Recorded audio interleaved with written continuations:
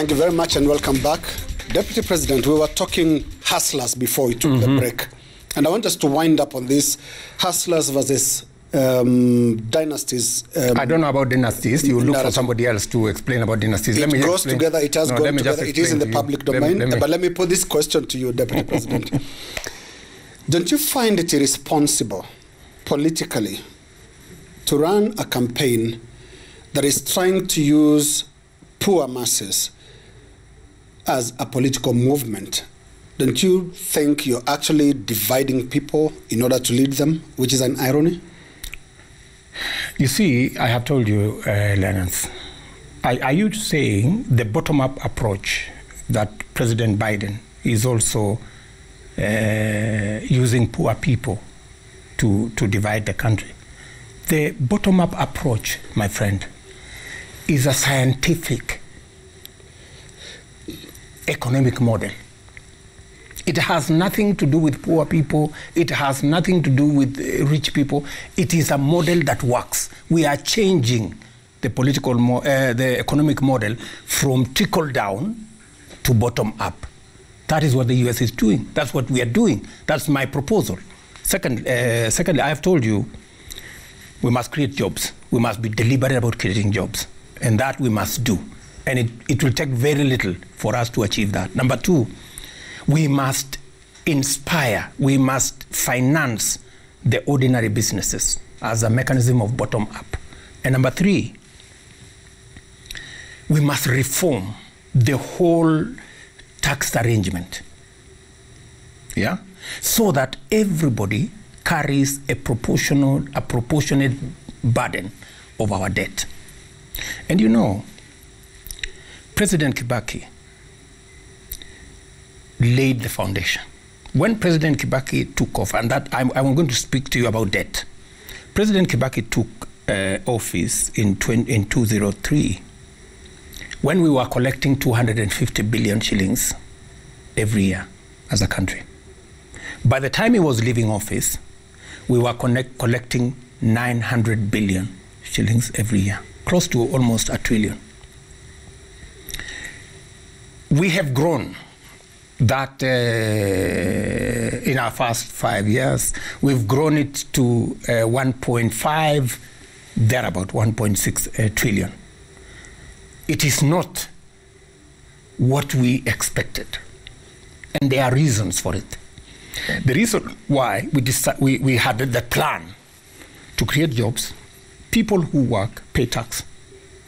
To create more enterprises, people who do business, they pay tax. And thirdly, in 2013, when we came into office, we changed the NSSF Act so that it reflects the reality everywhere in the world. Why? Because our saving culture as a proportion of our GDP is at 12%. Other countries are at 60%. Uganda, across the border, NSSF, you pay 5%, your employer pays 10%. Do you know how much we pay in Kenya? 400 shillings. And everybody pays 400 shillings, irrespective of the amount of money you earn. So what does that tell you? The person who earns the minimum wage, which is 14,000, pays 400 shillings. As a percentage, he is paying 2.6% of his salary to NSSF. William Ruto, who earns 1.4, pays 400 shillings. You see? So what should William Ruto be paying? Yeah, William Ruto should be paying anywhere around 40,000. Yeah. There's an answer that you are executing, and then before you went to the NSSF, and I want you to just stick to that for a moment, the debt issue and the revenue issue. Exactly. I'm answering your question. Yes, and I'm going to answer your question. Let me just ask this so that you can put together your answer, because you spoke of revenue, growing revenue to 1.5 trillion, yes, up from what Kibaki left. Do you really want to claim credit for that? Because one would say it grew despite of you. Because under this administration, at some point, corruption alone accounted for about 600 billion Kenya shillings. Corruption. Don't you think the progress made really has been despite the failings of this administration, considering that I will come back. Nakumatt, among other companies, really collapsed under your watch. So how do you really claim credit for this? Don't you want to use this opportunity to give Kenyans credit and say how resilient, how resourceful they are? Linus. That's where I'm going, right? Our plan was, let us invest in infrastructure, lay the foundation, right? So that we can now move the country in our transformation plan. In creating jobs, you expand the tax base. In enhancing business, you widen the tax base. We changed the law. Unfortunately, the law has not been operationalized, right? That law needs to be operationalized so that the people paying, so that I should be paying as a deputy president, not 400 shillings that the minimum wage guy is paying. I should be paying 30,000, 40,000. That's number one. The Mama Mboga, again, allow me to use Mama Mboga because that's, today is paying 500 shillings on NHIF. Mama Mboga, his earning is about 200 shillings a day. That is 6,000 shillings a month. If you calculate 500 as a percentage of the earnings of Mama Mboga, because that's what they are paying to NHIF, it's about 8%. If I paid 8%, and the reason why I came here with my payslip, I want you to look at it, right? It's quite a moment. I have your payslip. Yeah, don't worry. Okay. Yeah, I'm a public servant, so my pay is public. So if you look at NHIF contribution, how much is the NHIF contribution? 1,700. 1,700. Yeah. Linus. Now, if Mama Mboga is paying 500 shillings, explain to me the rationale why Deputy President would be paying 1,700. If I paid the same percentage, 8%, like Mama Mboga is paying for NHIF, I would be paying 112. But I'm not paying 112. Yeah, I am paying 1,700. These are the reforms that we must. And you know, when people say, oh, the problem is the constitution, the problem is ethnicity, these problems have no ethnic angle to it, right? And I am telling you, Linus, if we did what I have said, and this was, by the way, in our second term plan, right? This was in our second term plan, which unfortunately has been hijacked by the constitution making process, right? So what I must do, and that is why I'm talking about the hustlers. The hustler is paying 500 shillings. The deputy president and every other senior person is not paying a proportionate amount. We will reform that. And what will happen? We will take our tax collection from 1.6 trillion to possibly 2.2, 2.3 trillion. And therein lies the answer to our debt. The answer, listen, Linus, the answer to our debt problem, debt is not the problem. Debt, when it is used on infrastructure, and why I'm talking about the saving culture, that is why we need to change the law so that instead of paying 400 shillings, the employer pays a certain amount, and we are saying we are proposing 10%, and the employee pays 5% of every. What will that do? In your interest as a public servant, DP, holding that high position, I want to make sure I get you clear on this, on the issue of debt. Because listening to you, I'm reminded of a statement you made in February 2018, defending debt, which you are doing tonight. A few weeks ago, February 21st, you are saying debt will crush our economy. You seem to be changing positions. I am not changing position. There's a third position now? No, I'm not changing. I'm not changing no position. If you had me on that statement, I said we must grow the base. We must create jobs. We must reform the tax base. And that's what I'm saying here, so that debt does not crush us. Because the answer to debt is to create a bigger tax base so that you raise. How did Kibaki do it? We had serious problems with the economy. Not so many businesses shut down under Mwai Kibaki. A lot of businesses have shut down under Jubilee. What do you want to tax? You need businesses to function. Absolutely. Absolutely. That's what I'm saying. And that's exactly the proposal I'm making, that we need to fund enterprise. That's why I am committing public money to grow enterprise. And I agree with you. Some mistakes have been made. Because when we brought the police to the middle of business, you know, you clean the whole place, turn Bibo's businesses and call them contraband or counterfeit. You know, you want to go to Keroche, for example, you send there 100 policemen. You know, in a business that creates 500 million shillings every year in terms of tax, employs 1,000 people. We shouldn't be sending policemen to Tabitha. We should be serving her tea, right? So I am saying there are some things that have happened that should never have happened. We need to get... And I still want to remind you, they happened. We need to happened as you... The police... We need to get... as Deputy President. Relax. We need to get the police out of the economy, out of the management of the economy. We need the economy to thrive.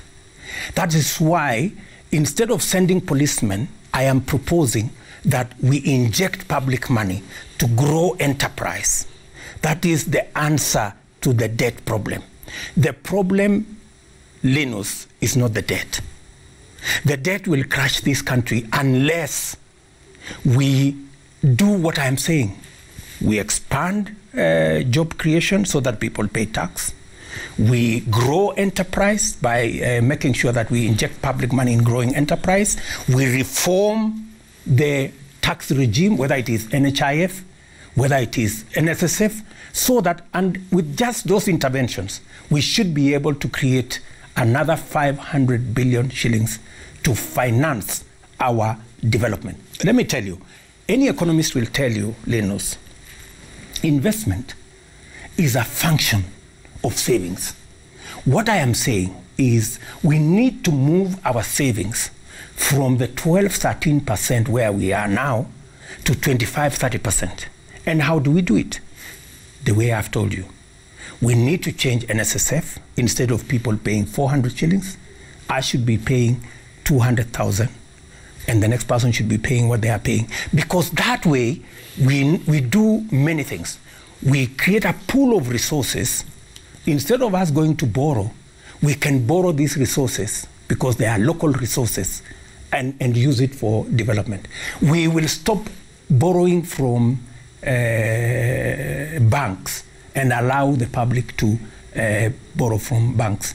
In a short while, we should be able to bring down the TB rates to 4-5%. We should be able to bring down the interest rates to 7-8%. And we should be able to energize the economy. So what I am saying is that we need to sort out the economy. We need the bottom-up approach. We need to recruit the 17 million Kenyans who today are locked out of the economy by creating jobs for them, creating enterprises for them, micro enterprises for them, and changing the tax base so that we can have more taxes, we will deal with the debt, and we will change the country. And I want to give you a more opportunity to talk about the economy. I'm looking at your payslip. I won't share all the details, but obviously Viewers out there would wonder what is in it, but I want to put this question to you on behalf of all people who pay as you earn. And with your permission, the amount you pay is substantial. Yes. To pay 413,000, nearly 500,000 Kenya shillings. Yes. How do you feel when, as a taxpayer, how do you feel when so much, and you spoke of about 1.5 trillion as the amounts you collect, how do you feel when you're told 600 billion, nearly half of that, goes to corruption? Linus, I have told you that the answer to this whole space is leadership, right? Is leadership. Corruption becomes a problem if the economy is not fair and if leadership is not up to fixing the challenge. Why you find that in this space today, if you ask any leader, and you asked, I saw one of them. You asked him about what are they going to do. They said, "Oh, you know, time is up. Your people are tired. Ask me that question another day." I saw another of my competitor being asked, "What is your plan?"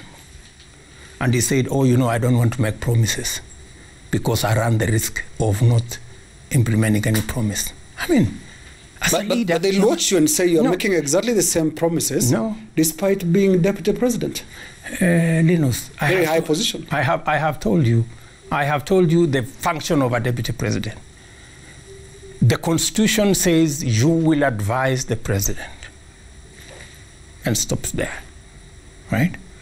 And when you are an advisor to an office, your advice can be taken, your advice may not be taken. And I'm not the only advisor. There are so many other advisors. And it is up to the leader to choose what to do with the advice you have. And I'm telling you what William Ruto and the team that I have can do. And I'm telling you, Linus, when people don't have a plan, they resort to scapegoats and excuses. Oh, you know, the problem is the Constitution. Oh, you know, the problem is ethnicity. Oh, you know, the problem, you know, they create scapegoats, right? When the real problem is that they don't have a plan, right? This is my plan. I want my competitors, I want my competitors to come up with their plan. Right. Let me be very fair to you and give this opportunity to you to respond to what you'll be accused of, especially for your immediate answer that you've just given me. You'll be accused of spending this evening, Deputy President, spending the night, distancing yourself from the administration of President Uhuru Kenyatta. You're sounding like you're not part of it. I think I've answered that question. You've actually helped me to answer that question yourself. You said, I am isolated. I have told you what deputy presidents world over. Look at the lady in Tanzania. She's doing a fantastic job. You'd possibly ask her the same questions. These great ideas you're telling the people of Tanzania, why didn't you tell them when you were vice president or deputy president? It's just the way things work, Linus. I have told you President Uhuru Kenyatta is my friend. I respect the fact that he can choose different advisors. He can choose different priorities. And you've not had me complain. But that does not take away from me my ideas. I have ideas about to change this country. We have worked with Uhuru Kenyatta on the ideas that we had. We got somewhere. There was a change of course, and that's not the end of life. there is always another opportunity. You see what I'm struggling here with, DP, is you praise this government and you criticize this government at the same time. You're speaking from both ends of your mouth. How is that? What have I said that is not true? I have given you my plan. Are you telling me, Linus, that because I am deputy president, I am not supposed to have any ideas? I am not supposed to have a plan? I am not supposed to think about the future of this country? I must take order in Kenya. I think we have a moment in the history of our country to change Kenya. I think I have ideas on how to change Kenya. And I want my competitors to come with alternative ideas. I have put my ideas I put my cards on the table. And I believe, I am a very ardent believer that politics in Kenya must be prosecuted on account of a plan, ideas, and a program. Many people would want to tell us, no, you don't need to have a plan. You need to have a tribal arrangement. You need to have, endorsement. You need to be endorsed by so-and-so. I don't think so. The people of Kenya are intelligent. They are listening. They are listening to me. You know, they know my capacity. They know when I have a say in a situation. I'm very passionate about what I do. Yes, and just be clear with them, especially for this section of the conversation that you're executing. You're now speaking to them, not as deputy president, but as presidential candidate for 2022. I am sharing these ideas, and these ideas can be implemented now if the people who advise the president at the moment can take them up. If they are not taken up, and I'm given an opportunity by the people of Kenya, I intend to prosecute these ideas because I believe that we can change Kenya in our lifetime. So bottom-up will be the main plank, central plank of your quest for presidency next year?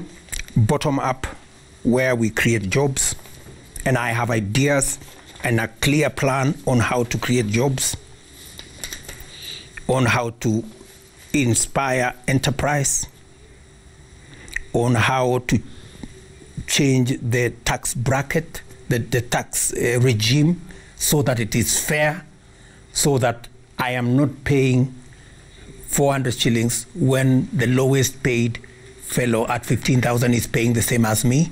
Yeah, that I am not paying 1,700 when Mama Mboga is paying 500. Right, DP, take this related question from one of our very respected veterans, Blamon Njururi. Has Deputy President William Ruto ever discussed the hustler nation as a political concept or bottom-up ideology with President Kenyatta's Jubilee government? Is it envisaged anywhere in the Jubilee manifesto? And if not, how did you come up with that idea? Respond directly to Blamwell Njururi. Blamwell, we had the Big Four plan. By the way, the Big Four plan speaks to what I am saying largely. Bottom up. Bottom up, because the plan was through our housing program, manufacturing, agro-processing, we were to create 4 or 5 million jobs. Through the program on universal health coverage, we were supposed to deal with matters around NHIF. Through the program on food security and that whole space, we were supposed to bring the cost of living down. So the answer is you've discussed this with President Kenyatta? This is partly the plan we had for our second term, partly. I have, of course, infused more ideas to it going into the future by virtue of the experience I have in government. I have been here now, as you say yourself, right, 8 years as deputy president. And when you give it a name, the bottom-up approach, and you give it a name, hustler, did it concern you, for example, when not long ago, a vehicle was burnt, set on fire by people in the name of hustler versus dynasties narrative? I think you're being unfair to the hustlers of Kenya. Criminals are criminals. Are you telling me, Linus, the money that was stolen at KEMSA was stolen by hustlers? Is that what you're saying? You know, there are criminals everywhere. There are criminals in KEMSA. There are criminals in society. You know, some criminals can decide to do a criminal act. They should be treated as criminals. They should not be branded to mean that they are speaking on behalf of this hustler movement. And for your information, very unfortunately, in fact, one of the videos that was being circulated in Kenya was not even in Kenya. It was an incident outside Kenya. But because there are people who are so enthusiastic about demonizing the hustler narrative, they created the impression that it was in Kenya. It's really unfortunate. I am talking about real people, Linus. I am talking about real people. Let us remove jokes from this. There are real people who don't have jobs. There are real people who don't have business. And yet, we can create the opportunity for them to have jobs. We can create the opportunity for them to do business.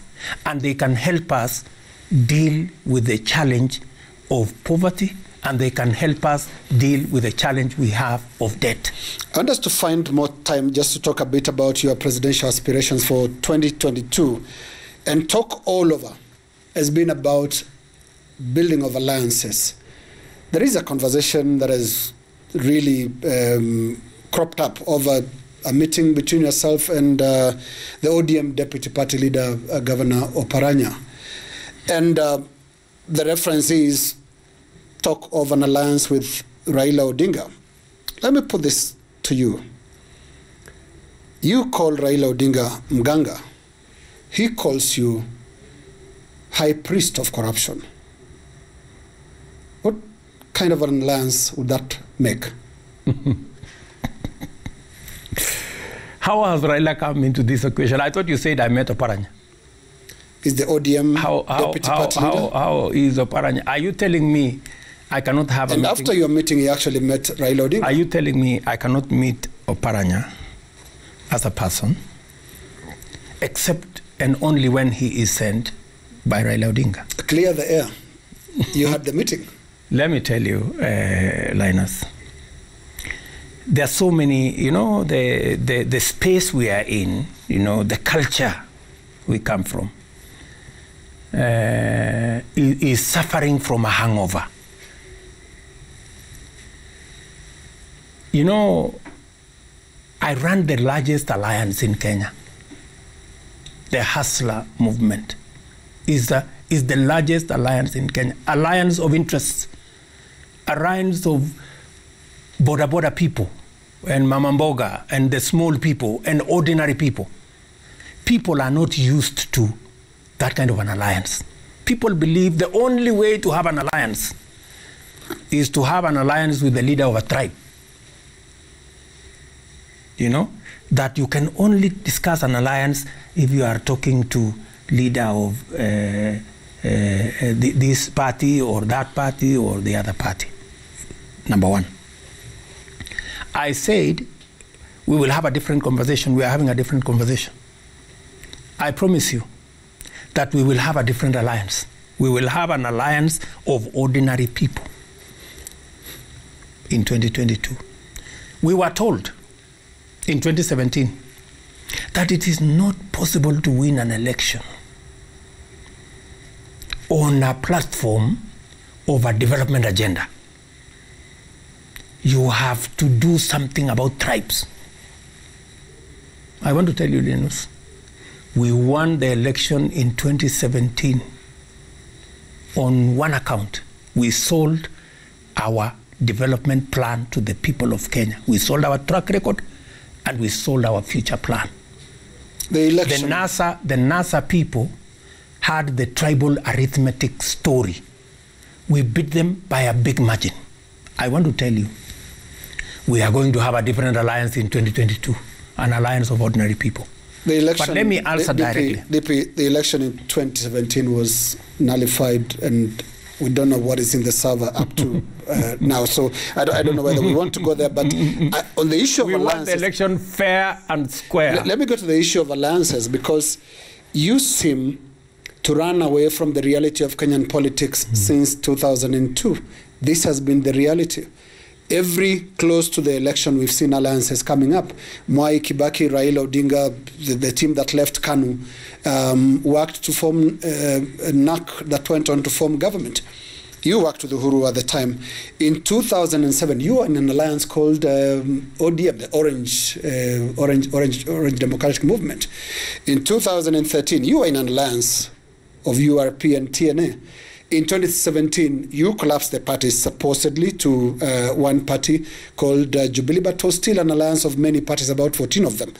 And you are saying this time it's not those political players. And remember, the question was about your meeting with Oparanya. I'm going to answer your... And the question was whether you're going to work with Raila Odinga in 2022. What you have said is correct, Linus. All the analogy you've given. But there is always a different way of doing things. And there is always a beginning. When we ran with Uhuru Kenyatta, as I have told you, in 2017, all the political advisors we had were saying, you cannot win this election. Nobody has ever won an election on account of a development program. People respond to ethnicity. My friend, we won the election fair and square. Let me leave it that there. Have we had a discussion with Raila Odinga? No. Have we had an engagement to discuss an alliance with Raila Odinga? No. I have met Wycliffe Oparanya. Not once. I have met Wycliffe Oparanya probably 5 times. Of course, more times, because he was chairman of the Council of Governors. But I have met him to discuss politics 5 times, right? 5 times. 5 times. It was not and at no time did we discuss him being sent by Raila Odinga, including the last meeting I had, right? We have discussed with him how we can work together and how he appreciates the hustler narrative and the bottom-up approach. And for your information, Linus, there are many leaders, not just Oparanya. 2 weeks ago, I met 17 other governors, to discuss politics with them, the future politics. There are so many other high-profile Kenyans who discuss with me. CSS, PSS, government officials, other people who are interested in politics, right? But of course, because of the nature of the politics in Kenya today, that if you are seen with William Ruto, the next morning, DCI will be on your case. Many of them prefer that we have these discussions in private. And I have no problem with that, right? When all this is done and dusted, and all the people I talk to step forward, you will be very shocked that the buy-in on the hustler narrative, the extent to which people believe we have the correct template of transforming Kenya, people will be surprised. So the meeting I had with my friend Wycliffe Oparanya is a meeting, an engagement we've had before. And, I have worked with Raila before. So I understand the way Raila operates. I have worked with President Uhuru Kenyatta, and I appreciate his style, right? So I'm an old hand, so I understand. Would you work with Raila Odinga again? The political game. Would you work with Raila Odinga again? Let me tell you, Linus, when I see Raila Odinga, I see my competitor in 2022. In fact, from where I sit, Raila is the most formidable opponent that I have in 2022. And I do not know how the politics of Kenya would look like. Yeah? So if Raila Odinga would not be my competitor, who will be my competitor? You know? Then I don't know who the competitor will be. Because from where I sit, they are the two strongest forces that we have politically is the team, the Hustler team, and the ODM team on the other side. Are you being deliberate in ignoring the One Kenya Alliance? I thought the One Kenya Alliance is part of the Raila outfit. Those are NASA people, right? Gideon Moi is Kanu. But he has joined the NASA. He was with the NASA people before. So, I mean, I think, I don't know. Maybe if they break off. So if I've understood you, you're going it alone with your Hustler movement. You're not seeking any alliances. That's more correct. I am going with many people, the Hustler movement, and many other leaders.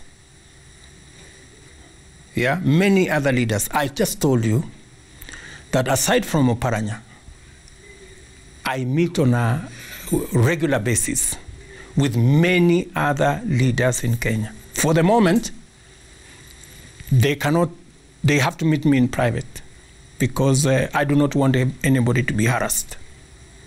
Yeah.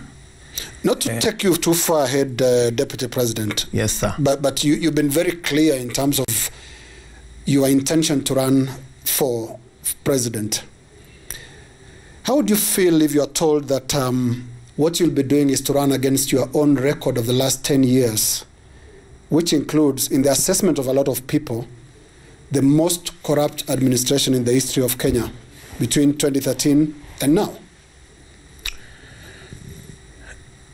The people of Kenya are intelligent. They know what I stand for. And they know my capacity on what I can do. And when I run, when that time comes, the people of Kenya will choose between the program I have, the plan I have, the track record that I can show, and my competition. You know, the other people will bring their track record. The other people will bring their plan. As it is now, there is only one plan that I have laid on the table. Right. And do you my competitors are still organizing themselves around tribes and I don't know what, and whatever they are doing. And it's not my business to... And do you think this quest will involve a massive makeover, departure from what you've stood for in the last, well, by then it'll be 10 years, and questions like the debt situation? And because I want to take you back to the question that I asked you at the beginning, which is whether you have something to apologize for in terms of what has happened in the last 8 years of the Jubilee administration. And I have in mind the latest debt of 253 billion from the IMF, with conditions that sound exactly the same as those that were given to KANU way back in 1999, when I think you were an assistant minister. Linus, I want you to understand the following. I have told you that the way to deal with debt in as of itself is not a problem. what you do with money borrowed and the plan you have for making sure that that debt does not become a problem to the economy is what counts. I have given you a clear plan. I have told you what Kibaki did. You do not need rocket science. You need to allow enterprise to thrive. You need to get the police out of managing the economy. You need to get more people with jobs so that they can pay taxes. You need to create more enterprises at the local level so that they can pay tax. You need to get the tax regime right, fair, balanced, and equitable. And I hear you, DP. And I hear you, DP. And I have given you a plan on how to raise an extra 600 billion shillings from the plan I have. Take this moment on the debt issue to speak to more than 160,000 Kenyans that had signed an online petition asking IMF not to give us loans. Kenyans are entitled. This is a democratic country, you know, and Kenyans have opinions. Kenyans are free to air their views. I am sure the IMF took into account what the Kenyans had to say. I am sure the management of our economy understand, the people managing our economy today understand that Kenyans are concerned. I am concerned as well. And that is why I am saying, rather than spend the last 4 years working on trying to remake the Constitution, in my opinion, the priority should have been implementing the Big Four plan that would create more jobs so that people can pay tax, that would create more enterprise so that we can collect more tax, and ensure that we roll out on the NSSF Act of 2013 to make sure that we create a bigger pool of savings so that we have sufficient resources built from our taxes to be able to service our debt. You know, I have given you that plan. And in my very honest opinion, I think we should. If we had taken the Big Four plan and implemented it, we wouldn't be having this discussion. I'm telling you. It is just that the priorities changed and we took time. I'm sure there must be some wisdom in trying to change the Constitution. I do not think from where I sit the Constitution has a problem. But it's been 4 years. We're working on trying to change it. In fact, we're not going to talk Constitution tonight, but I'm listening to you and the issue of your aspiration to run for president next year. Does it concern you that you'll have no option when you're talking of your plans but to paint the current administration, which you serve as deputy, as a failure in order to sell your plan? Linus, you know, there is a school of thought called win-lose.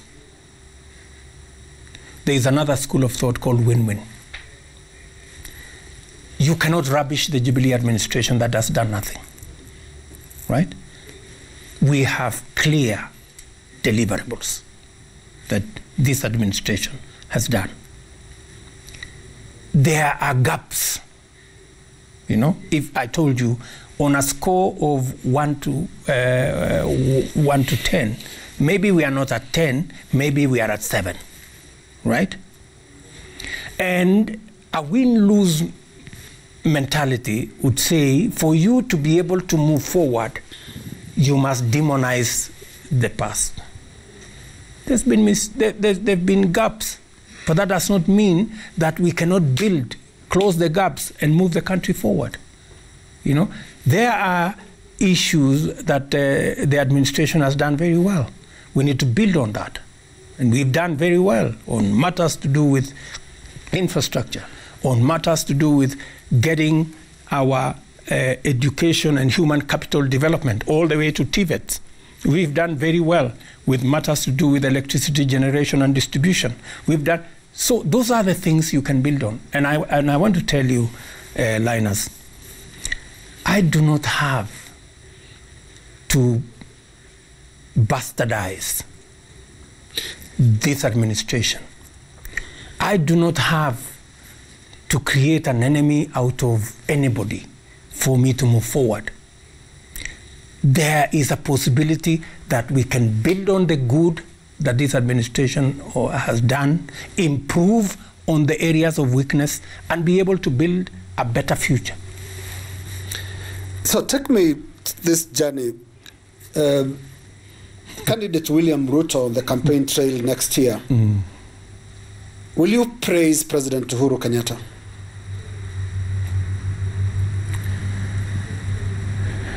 Linus, I have told you, President Uhuru Kenyatta is my boss and my friend, right?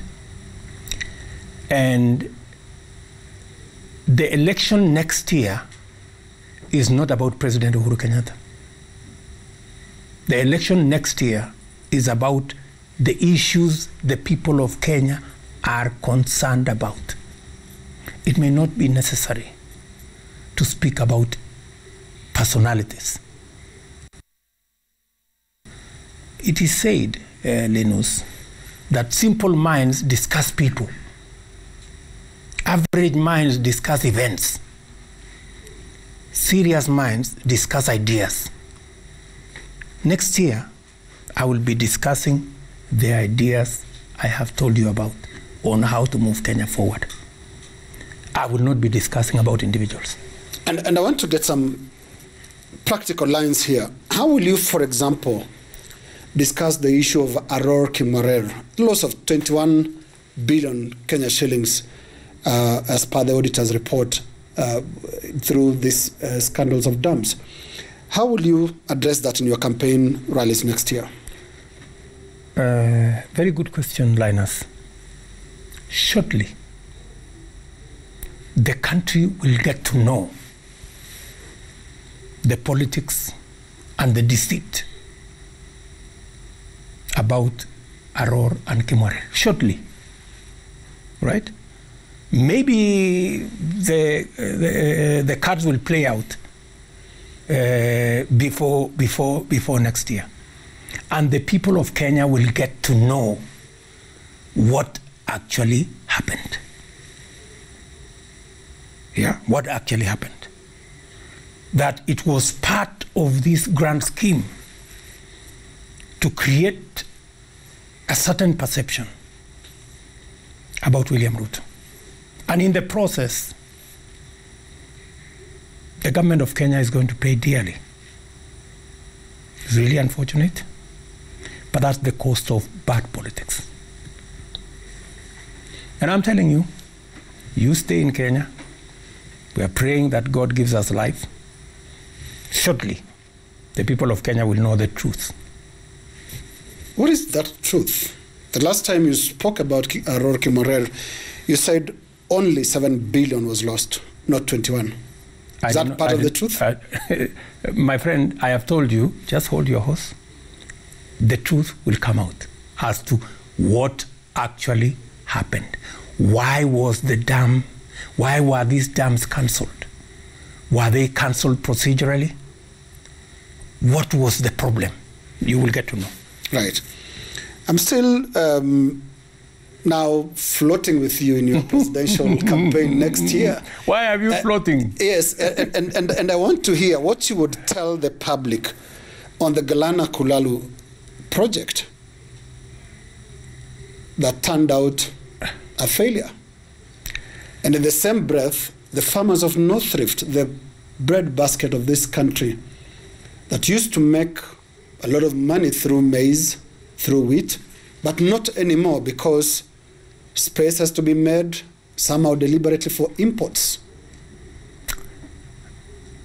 You see, Linus, Gulalu Galana was a grand plan of the government of Kenya. And there will be some explanation on why it slowed down. I think what's going on now is the completion of the 10,000-acre model farm. That's what is being concluded. There was a problem, of course, with the Israeli contractor that ran into court issues and back and forth and that kind of thing. There is an explanation on that. And it doesn't mean that because we have completed the model farm,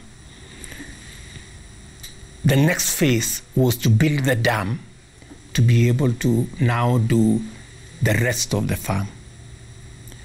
The issue is there has not been clarity on the discussion on the dam that would actually supply the water for irrigation, because Galana Kulalu is a dry place, and the program was purely to be on irrigation.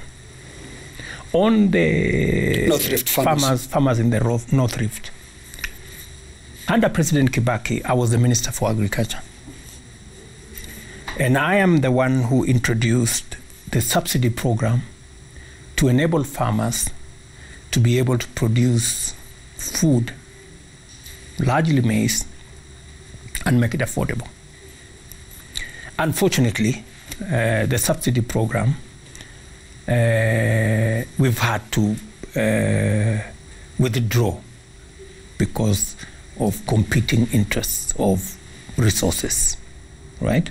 That's a very Explain that to the farmer. That's the big problem. Explain that to the farmer. That the farmer, what we did is, instead of subsidizing the farmer with fertilizers, yes, it became much more difficult because of the administration.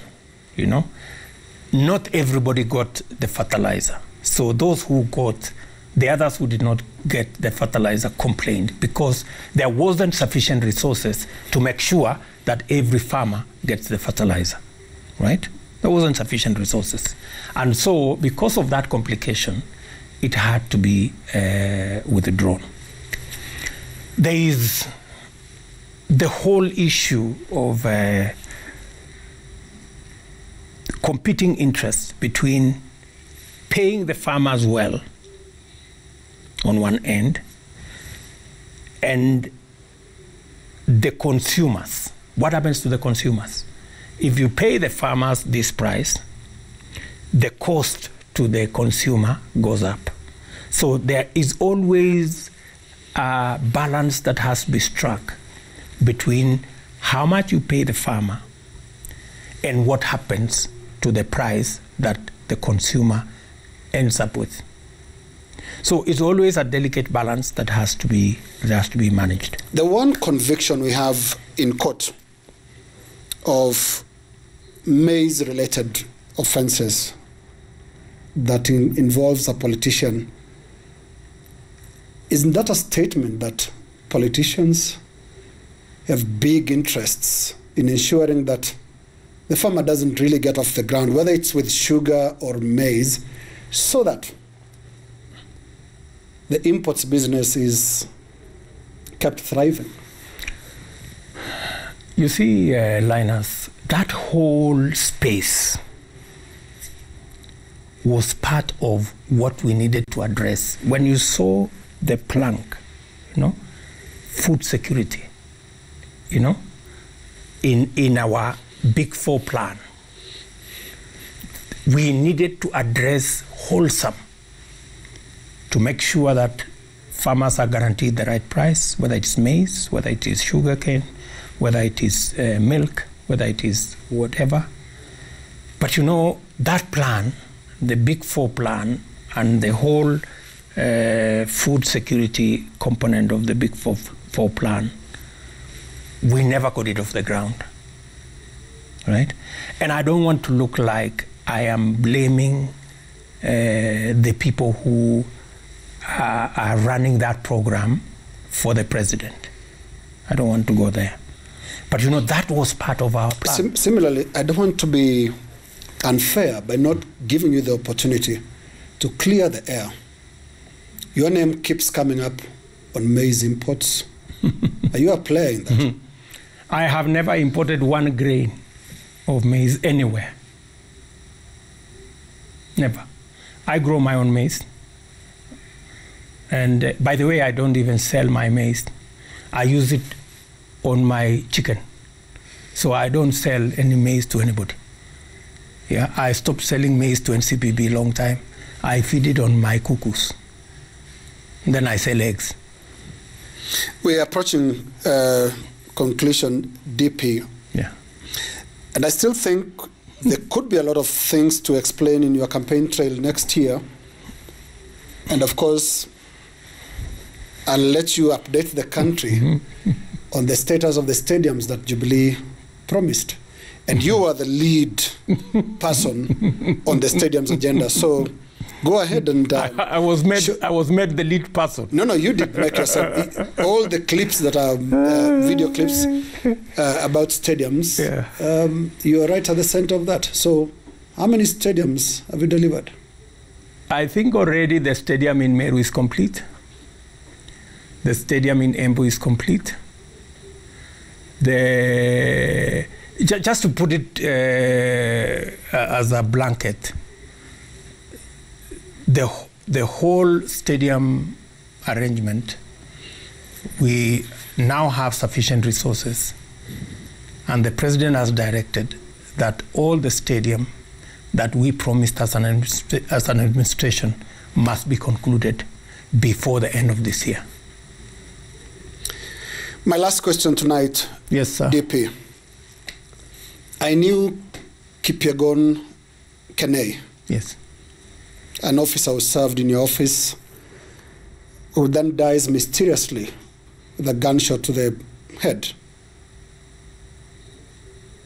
We haven't heard any arrests. We haven't had any updates from government on what happened to Yegon, an officer in your office. The officer, Kenei, was a dedicated young man who worked in my office with many other officers. When the murder happened, there was drama, with CCTV cameras and stories and big stories. And an impression was, they tried to create an impression that people in my office had something to do with it. I have seen KTN trying to run a story there about, what happened to this officer.